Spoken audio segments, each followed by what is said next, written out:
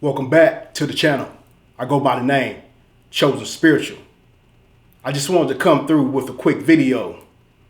The name of this video is called Monitoring Spirits. So I drew it up and I just need you guys to follow along. Understand, we're just basically leaving off from where we left off from the last video. This time it's about monitoring spirits, right? And this is something that a lot of us is going to have to deal with, right?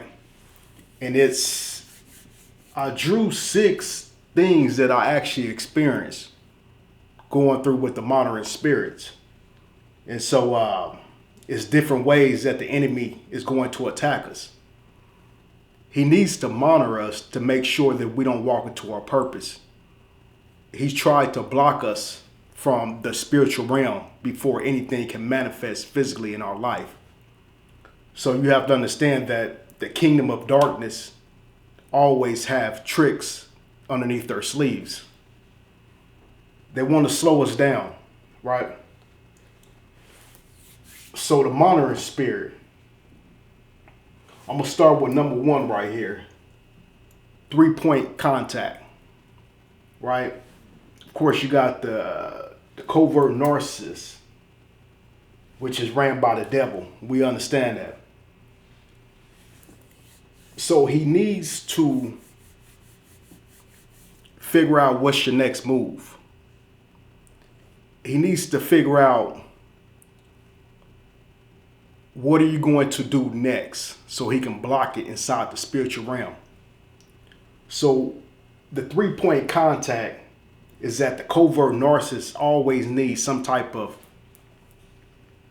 contact with you through somebody else or an item, right? So he'll utilize a middleman right here.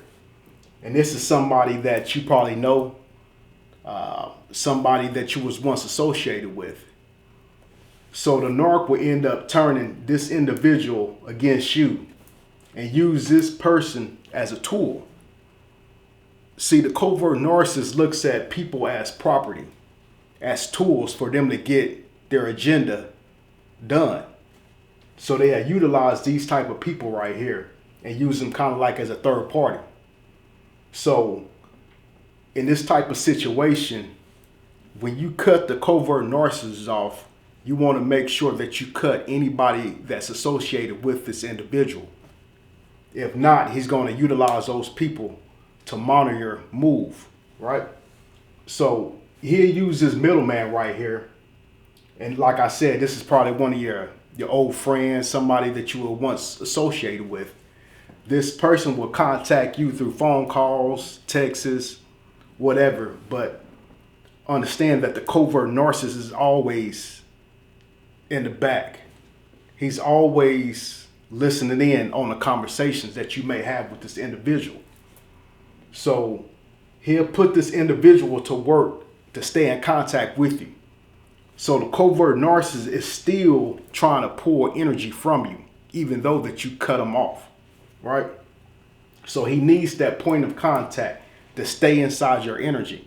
He's just energy harvesting. That's what he's basically doing.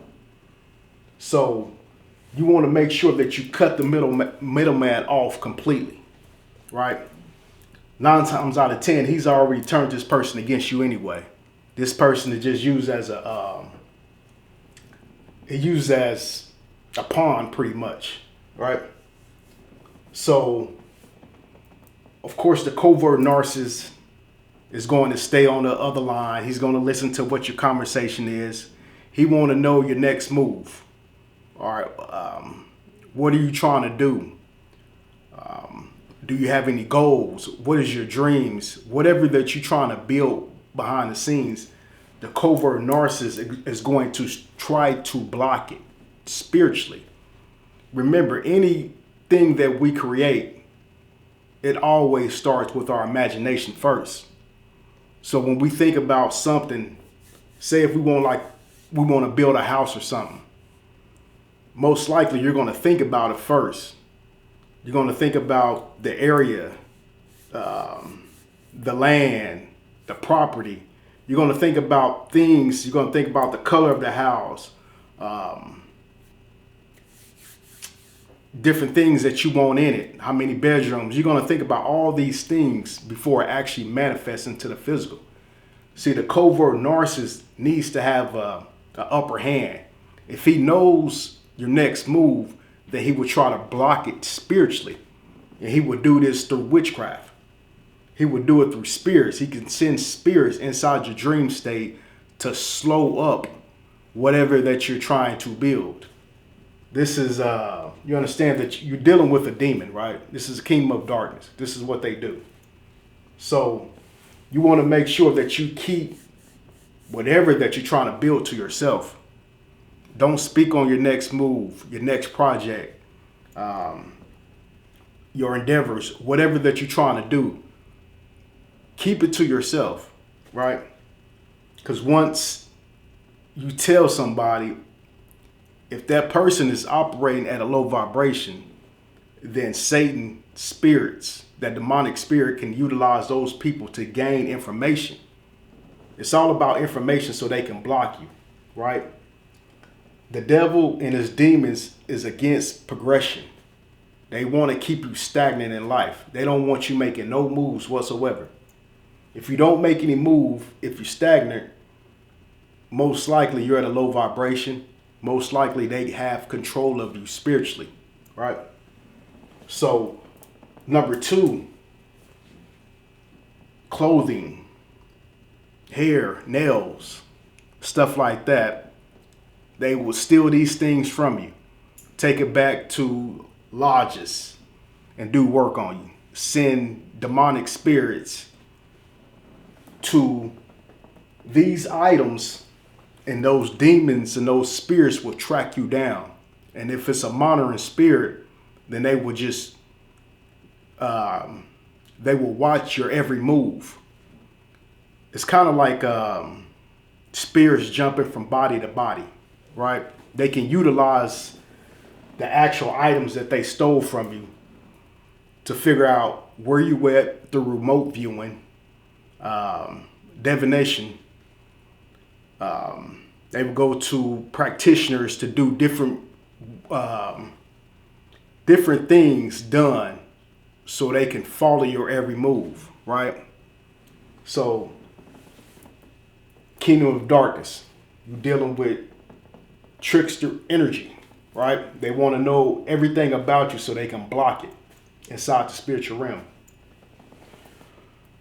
Spirits jumping from body to body. You know, Satan utilized people around you to gain information, to extract your next move. Whatever you have planned, Satan wants to block it to make sure that it doesn't come into fruition, right? So if you living of the world and you have these type of plans, these things can actually work. Like witchcraft is real. It can actually work if you're at a low vibration, right? So covens, cults, masons. See, the covert narcissists, you have to understand, a lot of them is satanic. They ran by demonic groups, these cults, these covens. So they have the necessary backing as far as support from witches and warlocks in different cities. So you have these masons, right? They're in different states, different cities, different towns, different counties. They're everywhere, right? So even if you try to move to a different city or a different state, that organization, that institution would just move a witch in right next door to you, move a warlock across the street from you, and they will watch you. They will watch your every move. They will plant stuff inside your, around where you live at. Like if you live in a condo or apartment or a house, they will plant stuff around and do work on you, right? These is full-time witches, right? Point of contact. If they in close proximity to you, if the witch live next door, she's doing work, or you have a warlock across the street doing work. Somebody in the neighborhood is always doing work on God's children, right? They'll sit around, wait till these moon cycles come, and they will constantly just keep doing it over and over. So the monitoring spirits, kingdom of darkness, right? Astral projection, right? They were able to astral project inside your dreams to monitor from that aspect also, especially if they have clothing of yours, right? They can send spirits.